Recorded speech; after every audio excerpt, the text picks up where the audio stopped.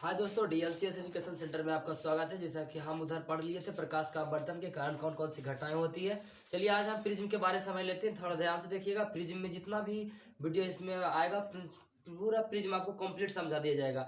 इसमें प्रिज्म के मतलब हर एक बिंदु को हम लोग अच्छा समझेंगे। देखिए आइए आपके सामने भी देखो क्या है प्रिज्म। पहले प्रिज्म को समझना बहुत अच्छा से जरूरी है, क्योंकि प्रिज्म से अपवर्तन का करण जो होता है मतलब बहुत सारी घटनाएं होती है।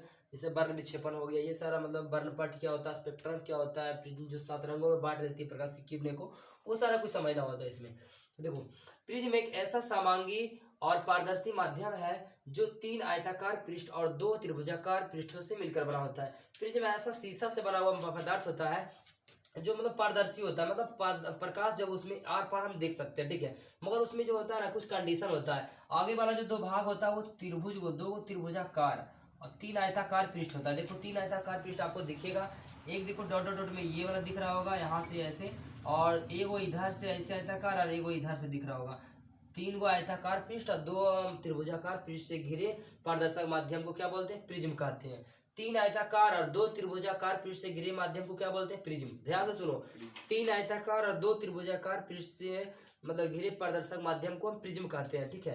प्रिज्म और इसके बाद प्रिज्म के बहुत सारा बिंदु होता है। जब प्रिज्म से हम लोग प्रकाश की किरणें को गुजारते हैं तो उसमें 7 रंगों में बट जाता है। प्रिज्म का ये खासियत है। श्वेत प्रकाश किसको बोलते हैं? सूर्य के प्रकाश को श्वेत प्रकाश बोलते हैं, क्योंकि हर एक प्रकाश में 7 रंग छुपा होता है। प्रिज्म ये खासियत है कि 7 रंग में बदल देगा। तो आइए प्रिज्म का पृष्ठ किसे कहते हैं ये समझ लो। प्रिज्म में प्रकाश का अपवर्तक केवल आयताकार पृष्ठ से होता है, इसलिए इसे अपवर्तक पृष्ठ कहते हैं। ये जो आयताकार है ना, ये जो लगा हुआ इधर वाला, इधर देखो आयताकार ये और एक आयताकार इधर दिख रहा होगा ये वाला, यही दोनों से ही प्रकाश का अपवर्तन होता है और दूसरा से नहीं होता। इधर वाला से इधर वाला से नहीं होता। इसलिए मतलब अब हमेशा जब भी प्रिज्म में प्रकाश का अपवर्तन होगा तो वो अपवर्तक होगा, तो वो किससे होगा? मतलब आयताकार पृष्ठ से। इसलिए प्रिज्म के मतलब प्रिज्म में प्रकाश का अपवर्तक केवल आयताकार पृष्ठ से होता है, इसलिए प्रिज्म का अपवर्तक पृष्ठ किसे कहते हैं? उसी को कहते हैं। और प्रिज्म में जो होता है 3 आयताकार पृष्ठ होता है, अपवर्तक पृष्ठ होता है। एक इधर हो गया, जितना जो वो आयताकार पृष्ठ रहेगा उतने ना अपवर्तक पृष्ठ होगा। इसलिए प्रिज्म में 3 अपवर्तक पृष्ठ होता है। और उसके बाद फिर लिखा हुआ अपवर्तक कोर क्या होता है?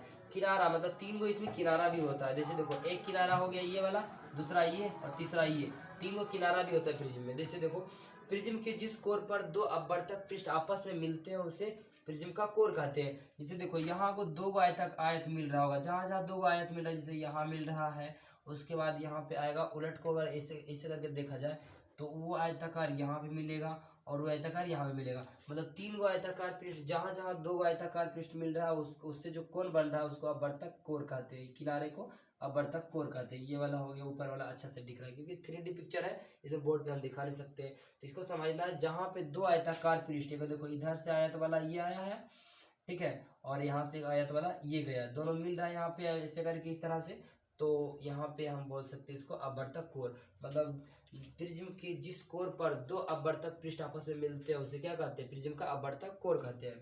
और उसके बाद प्रिज्म में 3 गो अपवर्तक कोर होता है। इसे ऑब्जेक्टिव में पूछता है, आप ध्यान में रखिएगा। प्रिज्म का आधार क्या होता है?